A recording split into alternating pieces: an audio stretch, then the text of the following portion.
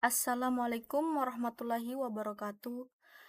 Perkenalkan, nama saya Waode Nureski Taufik dengan NIM 246507176 dari kelas D. Mata kuliah Sistem Informasi Geografis. Pada kesempatan kali ini, saya akan membawakan materi tentang pemanfaatan sistem informasi geografis atau SIG dalam bidang manajemen tata guna lahan. Sekarang kita masuk di pengertian sistem informasi geografis. Sistem informasi geografis atau SIG adalah suatu sistem yang digunakan untuk mengumpulkan, menyimpan, mengolah, menganalisis, dan menampilkan data yang berkaitan dengan lokasi di permukaan bumi. Sistem informasi geografis biasanya ditampilkan dalam bentuk peta digital yang memudahkan kita dalam memahami informasi secara visual. Selanjutnya, pengertian tata guna lahan. Tata guna lahan adalah proses pengaturan penggunaan lahan agar sesuai dengan fungsi dan kebutuhan, seperti untuk pemukiman, pertanian, industri, perdagangan, dan fasilitas umum. Tujuan utama dari tata guna lahan adalah agar penggunaan lahan menjadi lebih efektif, efisien, dan tetap menjaga kelestarian lingkungan. Konsep manajemen tata guna lahan. Manajemen tata guna lahan merupakan proses perencanaan, pengaturan, dan pengawasan penggunaan lahan agar sesuai dengan peruntukannya. Dalam hal ini diperlukan data yang akurat agar keputusan yang diambil tidak merugikan lingkungan maupun masyarakat.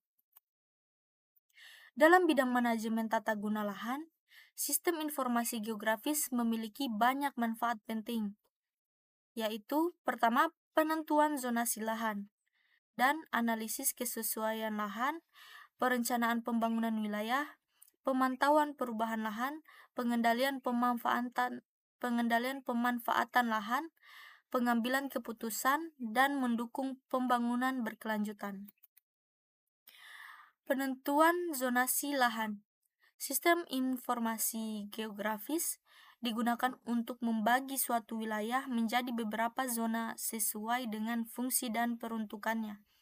Dengan bantuan sistem informasi geografis, pembagian wilayah ini tidak dilakukan secara sembarangan, tetapi berdasarkan data seperti kondisi tanah, kepadatan penduduk, dan aksesibilitas.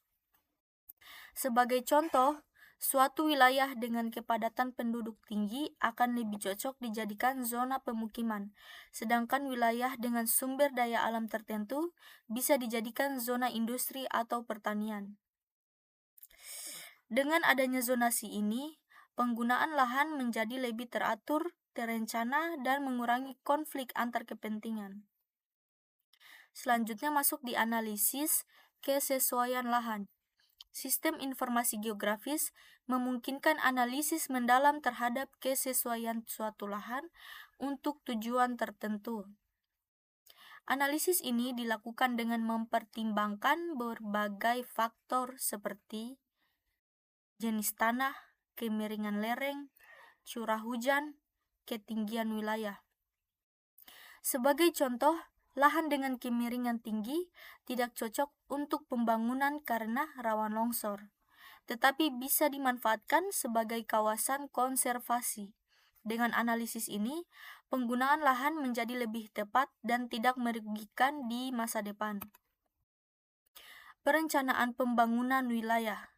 Sistem informasi geografis sangat membantu dalam merencanakan pembangunan wilayah secara sistematis dan berbasis data. Melalui sistem informasi geografis, perencana wilayah dapat menentukan lokasi terbaik untuk pembangunan infrastruktur seperti jalan, perumahan, sekolah, dan rumah sakit. Selain itu, sistem informasi geografis juga membantu menghindari pembangunan di daerah berisiko, seperti daerah rawan banjir atau longsor, sehingga pembangunan menjadi lebih aman dan berkelanjutan. Sekarang masuk di pemantauan perubahan lahan. Sistem informasi geografis dapat digunakan untuk memantau perubahan penggunaan lahan dari waktu ke waktu secara akurat. Perubahan ini dapat berubah alih fungsi lahan pertanian menjadi pemukiman. Berkurangnya kawasan hutan, bertambahnya kawasan industri. Dengan adanya pemantauan ini, pemerintah dapat mengetahui perubahan yang terjadi dan mengambil tindakan jika terjadi penyimpangan dari rencana tata ruang. Pengendalian pemanfaatan lahan, sistem informasi geografis juga berperan dalam mengontrol atau mengendalikan penggunaan lahan agar sesuai dengan aturan yang telah ditetapkan.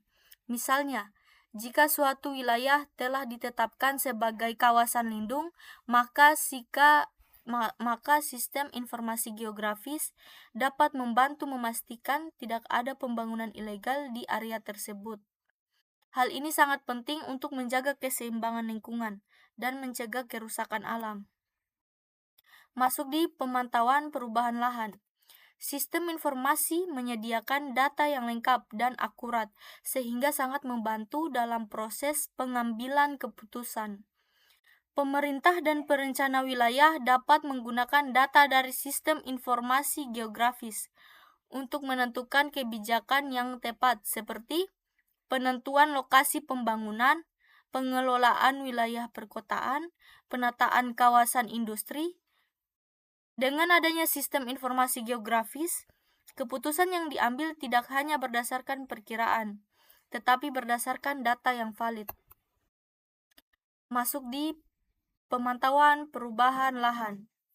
Sistem informasi geografis membantu mewujudkan pembangunan yang berkelanjutan, yaitu pembangunan yang memperhatikan keseimbangan antara kebutuhan manusia dan kelestarian lingkungan. Dengan sistem informasi geografis, penggunaan lahan dapat direncanakan agar tidak merusak lingkungan, seperti menjaga area hutan tetap lestari, menyediakan ruang terbuka hijau, mengurangi dampak negatif pembangunan. Dengan demikian, generasi mendatang masih dapat menikmati sumber daya yang ada. Jika dilihat dari berbagai manfaat tersebut, dapat disimpulkan bahwa sistem informasi geografis bukan hanya alat pemetaan, tetapi juga alat penting dalam perencanaan dan pengelolaan wilayah secara modern dan berkelanjutan. Demikian materi dari saya ini bersumber dari beberapa jurnal. Ada 2 jurnal yang saya pakai. Di sini kita akan membuka jurnal pertama. Sumber jurnal pertamanya yaitu Jurnal Multidisiplin Ilmu Akademik, Analisis Spasial Tata Guna Lahan Kabupaten Batang tahun 2019 menggunakan sistem informasi geografis. Sistem informasi geografis. Di sini ada penjelasan lengkapnya dan ada beberapa referensi yang dipakai.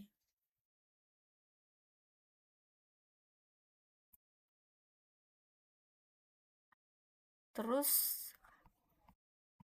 kita membuka sumber jurnal yang kedua,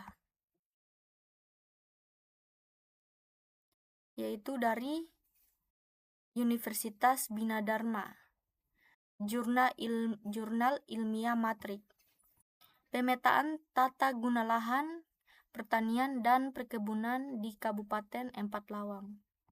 Terdapat abstraknya dan juga terdapat diagram agar dapat melihat grafiknya, dan terdapat isu dan lisensnya di sini.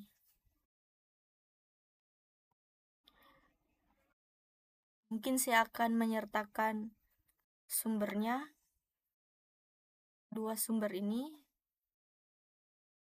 Untuk selebihnya, bila ada kata yang salah baik disengaja maupun tidak, Mohon dimaafkan, saya ucapkan wassalamualaikum warahmatullahi wabarakatuh.